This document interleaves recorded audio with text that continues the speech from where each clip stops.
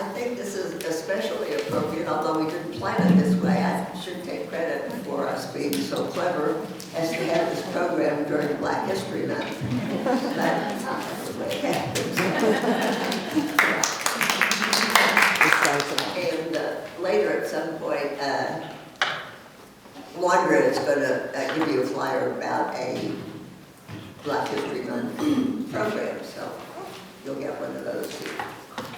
All right, here's what I call here, my friend, Anita Russell.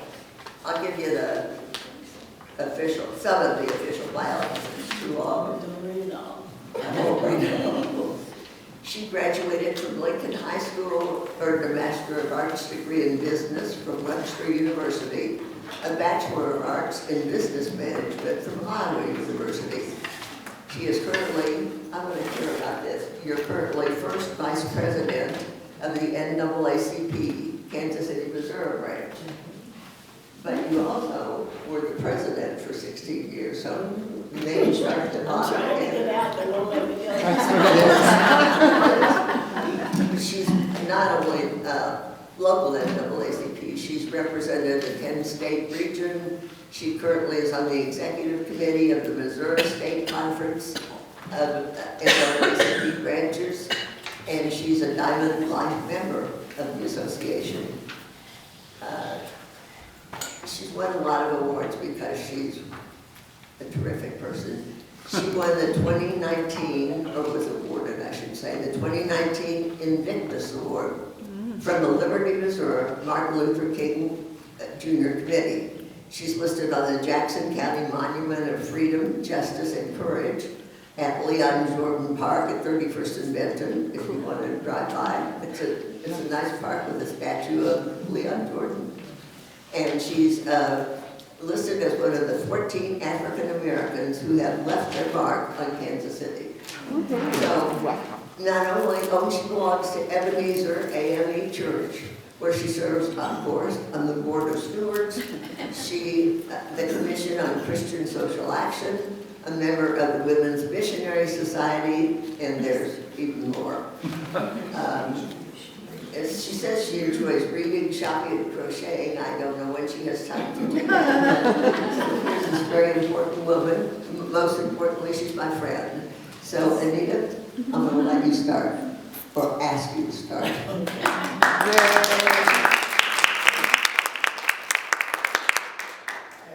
Thanks for, have I got it on? Yeah. Okay, first of all, thanks for inviting me to be here with my friend. And where do you want me to start? I think we need a little background. Let's talk about how things were, how and why you got involved. Okay. I think she's talking about during the early, 50s and 60s in Kansas City. Can you hear? Yeah. Okay. In Kansas City, when we did not, and when I say we, I'm saying African Americans, we could buy things downtown, but you couldn't try the women couldn't try the dresses on. I think there was one store that would let you try them on, but they had something that you had to put on over your clothes to try them on. And you know, women run everything. I know there's two men, but women run everything. So these ladies who had a social club decided this is not right. We got to do something about this. And so we started picketing the stores so that we would have a chance to purchase garments as well as to, try them on. So that was the first, I think, civil rights protest that we had in Kansas City. And then it went on to the lunch counters. I don't know how many of you are familiar with downtown Kansas City a long time ago when they had Kresge's. Yeah. Okay, Kresge's was the dime store, if you want to call it that. And they had a restaurant in the store, a sit-down restaurant.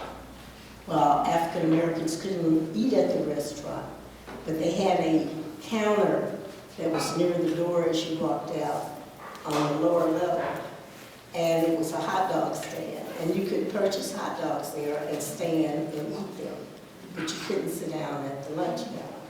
So that was the next thing that the ladies took on. And that was the lunch counter, and got it where we were able to sit and eat at the lunch counter. So that was like the beginning of everything. And like I said, it started with a group of women just like you all, you know. And they really started before the Civil Rights Organization got involved in it. But of course, most of them belonged to the Civil Rights Organization as well.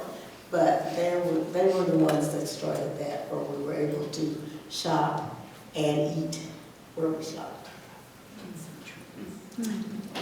That must have been a good hot dog, because we have a civil rights video when I was working at the JCRB, AJC, and recorded several Black and Jewish friends, and Fuzzy Thompson, of blessed memory, talks in that video about eating one of those hot dogs. They were good. Almost as good as Costco. We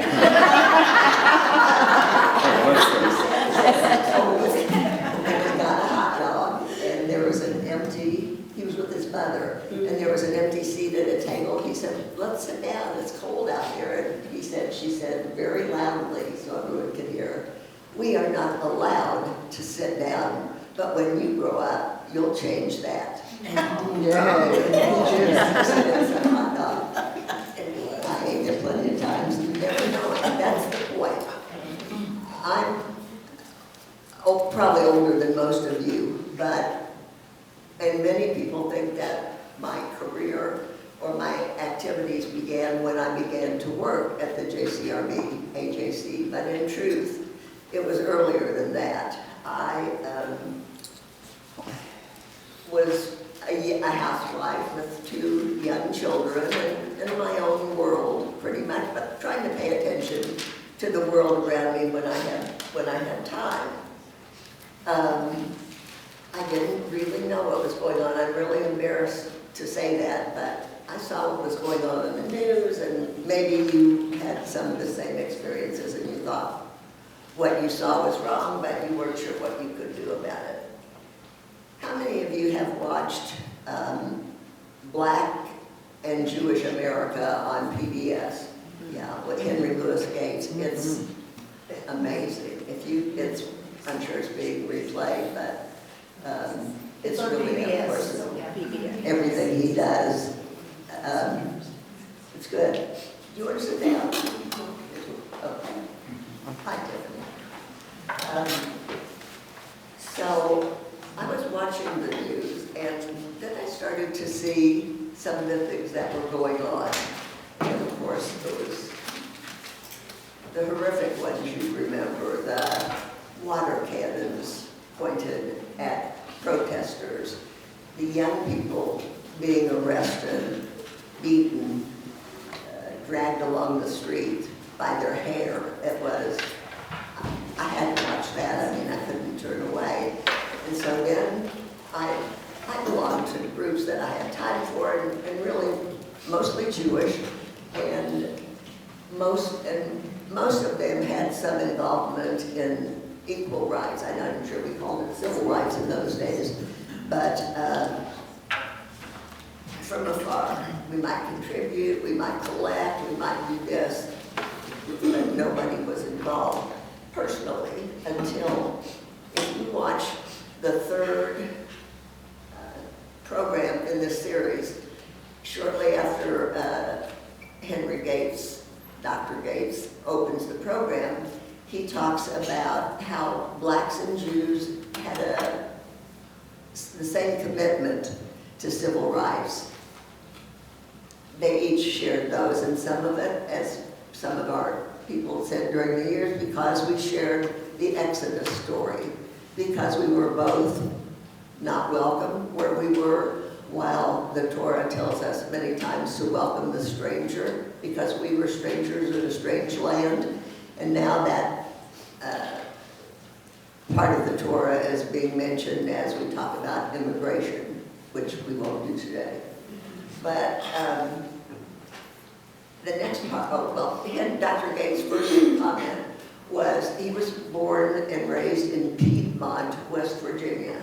I just thought he came out of Harvard. His mother was on some board with a Jewish woman, and the Jewish woman invited his mother for tea. He said nobody had ever invited his mother for tea. Nobody had invited his mother to their house as a white person until she did. And he said, and they commented on the fact that she was Jewish, and here she was inviting his mother for tea. And that was his first realization about what we might share and how we should work together. Even at a young age, he learned that then, and he mentioned it, last week or whenever they filmed it, so it did make an impression on him. And he says, and I also agree, the main civil rights leaders, the elected officials, they had the NAACP, made the difference. But personal contact, the regular people, are the ones that started, and those leaders, those weren't the elected officials, those were, as Dr. Gates called them, the regular people. So I think we're all regular people. Right. Do you want to talk about any other, how did you get involved? Well, I was alive during the civil rights struggle, the beginning of it, but I was in school. And I wanted to, participate in things, but, my mother said no. And so I said, when I get older, I'm going to,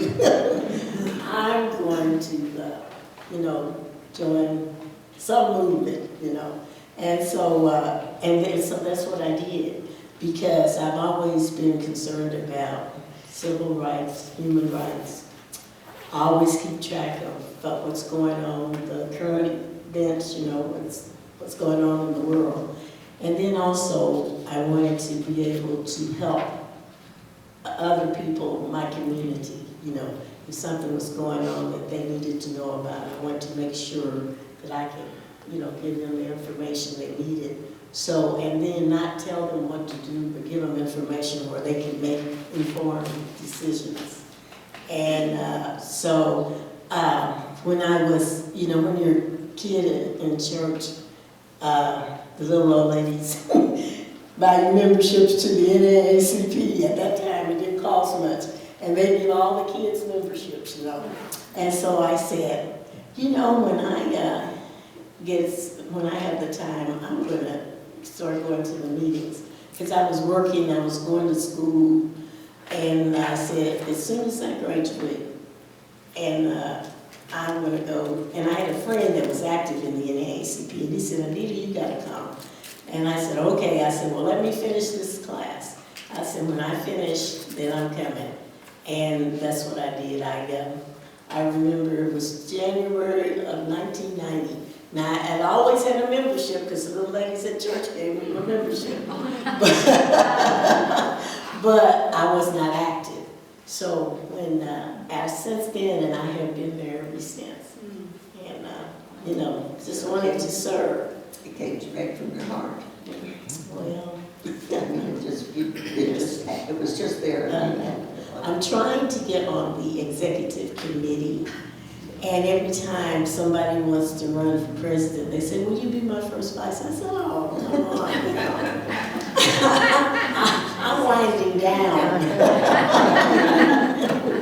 So I hope the next time that I can say I'm on the executive committee, because I want to stay involved, but I don't want to run anything right now. You served your time. Well, the next part of the third series, Dr. Gates, that was past Tuesday night, after he talks about his mother being invited to tea, he talks about one of the regular people, Esther Brown of Kansas City. There's like 15 minutes or something on Esther Brown. It's amazing. I knew Esther. She was the creator, after she was instrumental in getting Brown versus the Board of Education passed. And I think most people know now that she's not the Brown in that case. But she got Oliver Brown of Topeka to bring the case, with a lot of other people, of course. But she she lived in an area of Kansas City I'm not really familiar with called South Park. It was, Wander, you know. They had a school, her kids were to go to school, but it was a black school with abhorrent conditions. 2 feet of water in the basement when it rained, and the kids always had cold and bronchitis and everything wrong, and just the really terrible conditions. And they were building a new white school right in the neighborhood. So it was Esther who organized the parents who were willing, more than willing, but as we all know, they listen to, if it's a matter of race, in the olden days, maybe not, I hope not so much these days, people listen more from a white person than they would from a black person. Can I just interject? The other family she stood up for primarily was the Weber family. It's a black family, and they couldn't take anything further, and so she befriended them and stood up for them. The Weber family is my husband's family, so through marriage. Wow, that's amazing. So they're in Miriam, but they used to be in South Park. That area used to be South Park. Yeah, there's a statue, I think, Yes. to her. And last year, the whole family that was still alive took a picture, and there's a dedication. I think in the Miriam Library, there's a dedication. It's Yeah. really terrific. That's I mean, great. we're kind of in the presence of royalty. I'm a great admirer. I just get to see them every now and then. I'm a great admirer of Esther's. She, Yes. besides all that she did, with that, she didn't stop. She started the Panel of American Women. I don't know if any of you have heard of that, but that's really where my career started. That was in 1964, something like that. It was a white woman, a Jewish woman, a black woman, and when I started, there was a Catholic woman. And it was a very simple, very effective program. We each told our stories, what we did, what happened to us, how we were discriminated against. The main thing was to let people know that we were just regular folks. And I remember when we started, we spoke at PTAs and to classes and to church groups and even to some men's group. There were the Rotarians, and there were some men's group where they sang a song and threw their napkins at the end. Do you know? We did several of those, and I'm not sure they always knew what they were getting. The best part was afterward, when I was just mentioning to Wanda, they would come up afterward. Maybe they were afraid to say anything, ask a question or make a comment, but afterward, somebody would come up to me and say, "We used to live in Cleveland next door to the Silvermans. Did you know them?" And that one of the black panelists told me that when they asked her that, even if it was her sister, she would say, "Never heard of her," because she didn't want them to think we all knew each other. So I understand that. So besides, I learned from the other panelists, and after a while, the Catholic panelists said, "We're really not that discriminated against," so they began speaking as what we called the white majority person, and we had Hispanic women join the panel. I learned more about life and people from those women and from our experiences than anything else. We're still friends. This is, I'm telling you, the 1960s, and I still Zoom once a week with 3 of the panelists. Esther, of course, has long since died, but she started a movement and sure had an effect on my life. From there, in the 70s, I went to work at the JCRB, even before Carol. And long before Carol, she's taken her death. And I did have wonderful experiences there, access to a lot of people, almost as wonderful as my panel friends, but it was there that we worked on real life things. We started a friendship with Emmanuel Cleaver II when he was on the city council, and then when he was mayor. And of course, we're still, right, Debbie, still working with Congressman Cleaver. And one day I was at some meeting and Reverend Thompson was there and he was talking about the Martin Luther King celebration.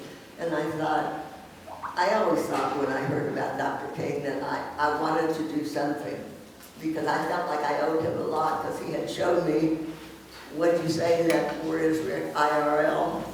In real life? In real life. So I said, oh, you know, I'll volunteer. And the next thing I knew, I was chairman of the citywide interfaith service with Reverend Bobby Hill, who had just moved to town and also thought he would just volunteer. And so we were the chair people of that for 21 years. And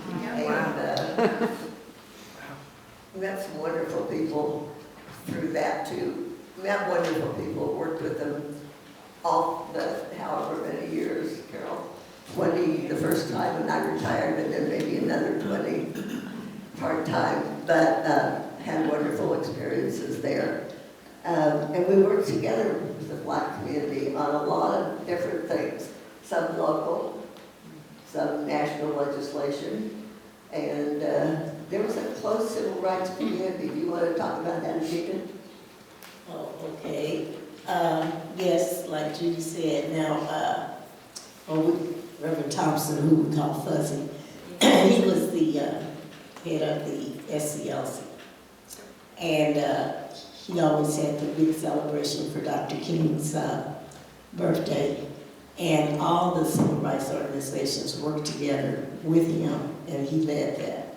So, and it's still going on, which is good, because it's been a while since he's passed. And we always, because we've had a lot of people say, well, what does the NAACP do for Dr. King's birthday? And we said, we work with the SCLC. You know, there's no need of us all trying to do that, do it together. And I said, that's, they take care of that, and we work with them.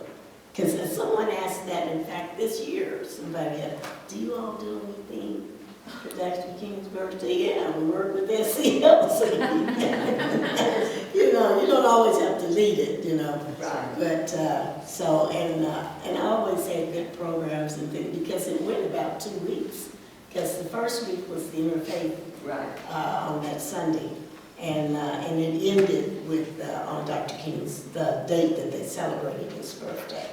So, and when you were talking about the PBS deal, and you were the one that told me about that. I have a friend that knows everything. And always knows when something's going on. She's always texting, watch such and such a thing at such a time. She has not said one word to me about this. I'm going to tell her I haven't told her yet. The good thing about PBS, you can always pull it up. Yes. Well, anyway, so Judy was the one that told me about it, and I said, what? And then she told me about the town hall meeting. Did you see that one? Mm-hmm. You got to pull it up, February 3rd. That was the first date that they just started the series. Our first 2 people on the town hall meeting was Rosalind Brock, who is the chair emeritus of the NAACP National Board of Directors, and Rabbi David Saperstein. Now, I had the opportunity to serve on the board with both of them, thank you very much. And so I know them. And it was neat, and it was talking about the relationship between blacks and Jews. And you can't talk about it without talking about the NAACP, because that's how we started. Right. And so if you get a chance, just pull it up and just do PBS February 3rd town hall meeting, and you can put Louis Gates. I never get off the young right. And what is something I was going to say, blacks and Jews, and it comes up. Okay, so I do need to watch that. And then I watched the first week, because I missed the first week. Then I'm watching the first week, and then Kansas City, Missouri. I said, what? And they're showing the relationship with blacks and Jews in jazz in Kansas City, Missouri. Then I go to the next week, and guess what jumps up? Marion, Kansas. I know they say all month, And it shows, and they say how they started the NAACP in Marion, Kansas. I said, gosh, this is my story. This is good. I can't wait to see what, this is supposed to be every week through February, on Tuesdays. And they had been at 7 o'clock, but I noticed this last Tuesday it didn't start till 8, and they did 2 hours. So, but I think it's going to be one more next week. So, we're Can we ask Felicia to tell one more thing? Tell who is your brother-in-law? Oh, Sure. Felicia, could you like say the place? Yes.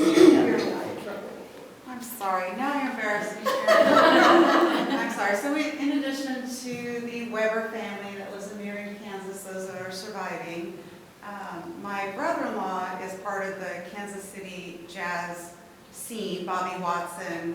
He was the UMKC Jazz Conservator for 20 years. Before that, he lived in New York City with his wife and raised his 2 children. Very big on the jazz scene international. Then he moved back to Kansas, his roots, did the UMKC Jazz Conservatory, and now he's back to touring.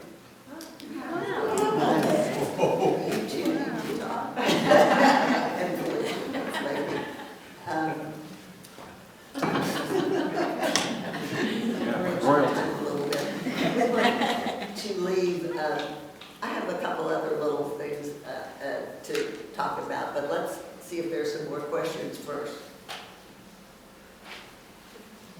Carol? I've been reading Dorothy Heights' autobiography. I had the rare opportunity through JCRB AJC to hear her speak twice and to meet her. Her photo with me is proudly up on my wall. And as I was reading it, I hadn't realized that the NAACP was founded by a woman, was it not? well, Or it's was very instrumental in getting it started. Always. yes, because it's really the founding. Well, they don't say fathers because they're ruling it too. Microphone. Anita. Ida B. Wells and Mary Church Terrell. Yep. And then, oh, yes, he was the only African American that was was the president, or even on that. Mary Overton. Yeah, You know, maybe she was. yeah. So it was really men and women, and they were black and Jewish. They were. Yeah. Mhm. As people are asking questions, if you wouldn't mind repeating the question or the comment, because some people are not able to Oh, hear. sure, sorry. Thank you. Anybody else? And whose biography was that you were reading? Dr. Dorothy Height, H-I-T-E? Height. Oh. Yeah. Height. As we might not be surprised in those even earlier days, there were not many women allowed to be involved except to make coffee and make copies on the, what were the mimeographs things. But there were women who did more than some of the men. What Dorothy Hyde doesn't get as much publicity as many people, was one of them. And we had her in, the JCRB had her in to speak at the dinner that some of you have been to. And we had other speakers too, which is maybe was going to be the end of my presentation, is that one of the speakers was John Lewis. And I almost had a picture with him. And that was as close as I was ever going to get to Dr. King. So I have a picture with him. He's a little shorter than I was, a little shorter than I am. I used to be, anyway. That was very special. And Carol, I have a picture with Dorothy Hyde too, and it was through JCRB. At the breakfast. Mhm. Yes. You're right. Yes. Teresa. Judy, would you tell them about when you would do the apartment hunting with Lloyd? Oh, okay. I think that's a good story. One of the Jewish women, panel of American women, a friend of mine, Ruth Schechter. I don't know if any of you, she used to be on the board, right? But she was head of the fair housing movement because, you know, redlining, which was mentioned, that there were only certain places blacks and Jews actually could live. So under their guise, my husband and I went to rent an apartment at the ones next to the First Watch at 83rd and Mission. There's apartments next door.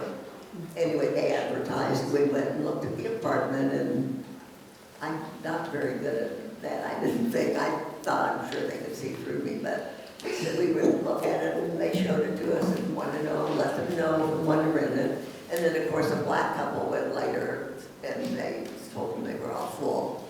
So, I mean, those are the kinds of things that little regular people on the ground did to have evidence to prove the Civil Rights Act. I mean, the Fair Housing Act. The other story I have about that does not involve me, but another panel woman whose husband was in the Missouri legislature, and he would have to drive back and forth from Jefferson City to Kansas City, and it was a terrible, snowy, windy, like maybe we're going to have pretty soon, night, and he pulled off the road into a motel and asked if, he wanted a room, and they said, well, I'm sorry, you can't, you're not allowed to rent here. And he said, don't you have anything? They said, no, we're full. He said, I'll sit in the room closet, I'll sleep in I'll do everything. I think they finally found him a space in a closet or something where he could spend the night, and nobody would know that a black person had stayed there. So there are a lot of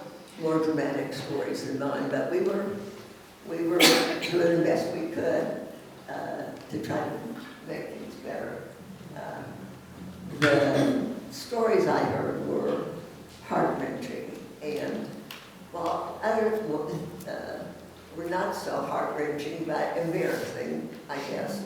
We went to an event with one of my panel friends, and one I still Zoom with, and it was, there's a group that has a black formal, like a ball that introduces debutantes.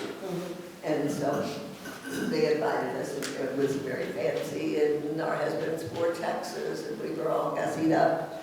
It was at Crown Center, and you come out and you wait for them to bring your car around, so we were standing there, and a white man came up to her husband and gave him his keys and asked him to get his.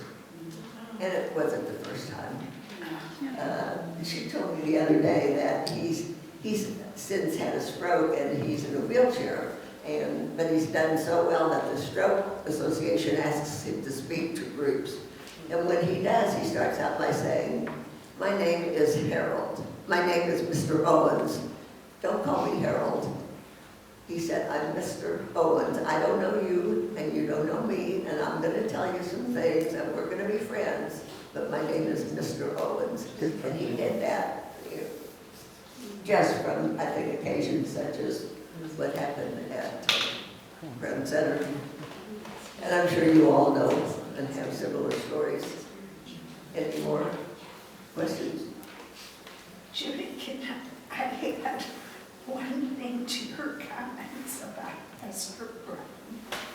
She was single-handedly responsible for hiring Thurgood Marshall to represent the Carol, I'm sorry, I couldn't. That Esther Brown was single-handedly responsible for hiring Thurgood Marshall Oh, thanks, Dale. to represent the Brown. Says that Esther Brown was single-handedly responsible for hiring Thurgood Marshall to present that case before the Supreme Court. She was quite a woman. Changed my life. Carol? Civil rights journey. Oh, I'm right, I had, thank you. You're welcome. Right, it was before John was. Before she starts, I just want to tell you that Judy Stand for up, many Carol. years. Stand up so people stand can up. hear. Judy for many years wanted this to happen. She worked very hard to get this to happen, and it was a major, major event for our organization and for the African American. It's the civil rights journey to the South. Blacks and Jews travel together.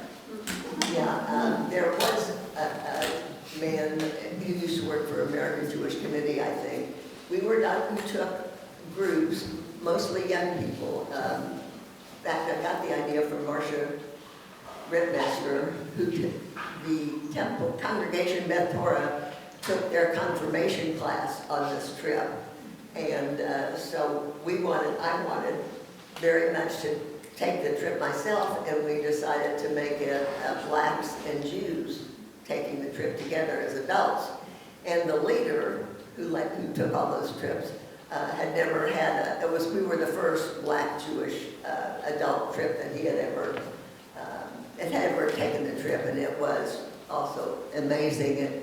We went to Birmingham, we went to Atlanta, we went to Selma, and we stood on the steps of Brown Chapel, and she led a service before we marched. That was also a pretty life-changing experience. Betsy? When was that?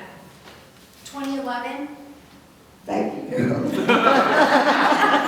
I went on the journey. I was there, and it was really amazing because it not only walked us through the experience, we spoke to people who had experienced the trauma and the hatred and the violence, but also the uplifting of the movement. And we also got to experience what happened to Jews in the South before then and since then, that they too were not welcome in a lot of places. Well, they also had a special problem. A lot of them, there is a stereotype of Jews as business people, and a lot of them owned businesses in Birmingham and in Selma, and if they took part in the civil rights, they were boycotted, just as blacks boycotted the transportation system when Rosa Parks couldn't be seated. Jews were leery about repercussions to their businesses, to their families, to themselves, so they had a special problem to decide. Betsy? Just from having grown up in Kansas City, Missouri, in the Kansas City, Missouri public schools in the 60s, you know, I just wanted to share a couple things. I had a black... Can you hear Betsy? You're trying to... I had a black caregiver who was like my second mom, Lucille. We called her Luke. But my mom was very much aware of the civil rights issues, and she worked and volunteered in a lower income area, but she wanted us to experience it, so she would send us to Lucille's house, and we spent the night with her there. She wanted us to be in that neighborhood and to, you know, see where she lived and what it was like, so we knew her children and her grandchildren. And so she was trying in her own way to kind of get us, because we were in a very white, you know, community by Southwest High School. That's where I went. And, but it was interesting. I didn't associate civil rights with the Jewish population, mostly just the black population, because when I went to Southwest in the 60s, late 60s, early 70s, I mean, half my friends were Jewish, because it was a high school where lots of Jewish kids went, because the Jewish families settled around there. So for me, I never really realized that there was a discrimination issue, specifically in Kansas City, because, I mean, I went to bar mitzvahs and bat mitzvahs, and I went to services, and my friends were Jewish, and I had a lot of friends with one parent Catholic, one parent Jewish, or, you know, it was just a mixture. So it's interesting to hear this history because, of course, our high school was all white. There were basically no blacks in the high school, but there was a large population of Jewish. So I didn't really know this association so much, or see it in my life. That's interesting. Well, if you had a few years before you, maybe more than a few years before that, you wouldn't have had many Jews in your class because that was the neighborhood developed by J.C. Nichols. Right. Who had areas around Southwest High School designated as no Jews and no African Americans, and I don't know, if you've seen, I used to have a copy of the, what was in the rental, the sales agreement that you could not rent, and a black person could not be in your house overnight. They could work there, but they couldn't spend the night. So that we had certainly that in common, but not as boldly and not, you know, Betsy. I live right now in the street, the cutoff street, you know, where Overland Park and Leawood, and where if you were Jewish, they had to carve out the area, and, you know, because they didn't want that Jewish part to be part of Leawood or part of J.C. Nichols, so there's a little carve out where they wouldn't allow Jews to live. Did you hear that? Yeah, and I used to live 2 blocks from Betsy, and I was in the park that was cut out, so I really lived in Overlook Park. But that was not Nichols, that was the Crow brothers. Yeah. They were everywhere. Anyway, and it's still, I think, in the, I don't know if it's probably not, I don't know when you moved in, but that paragraph was also in those sales agreements, and Peggy Dunn, to her credit, tried to remove those clauses, but you would have had to go to every house in that area, in all of Leawood, and get agreement from everybody that they could take that clause out. So it's not enforceable. So I think it's still in there in many places. Anita, what about your situation in terms of housing, personally, or people you knew? Okay, growing up, if you were black, you couldn't live past 27th Street. And then they changed it where they moved it up to 31st. And so, yeah, but, you know, we were all in the same neighborhood. And which was good because everybody did know everybody then because you were so close together. But, you know, I remember when I was looking for a house, and now I built my house in '75, okay, and at that time, they were moving all blacks to Grandview, Missouri. And so this realtor came and they said, they wanted to show me these houses in Grandview. I said, no. I want to live in the city. I said, I do not want to live in Grandview. And and they said, oh, I didn't know because everybody's moving to Grandview. I said, no, I don't want to live there. So, but always they have what is redlining, and of course with J.C. Nichols, you know, not wanting blacks to live in certain areas, but for the longest, this was like the late 60s, that it was like 31st Street. But then after that, people did begin to move out more. Troost was a major border too, wasn't it? Right, and I've always lived close to Troost, I still do. Growing up, I lived 2 blocks east of Troost. As an adult, I lived 2 blocks east of Troost, just further out. But yes, that Troost has always been the dividing line. Although there were blacks who lived west of Troost, like for maybe about like Campbell, Harrison, a few blocks, but the majority of us lived east of Troost.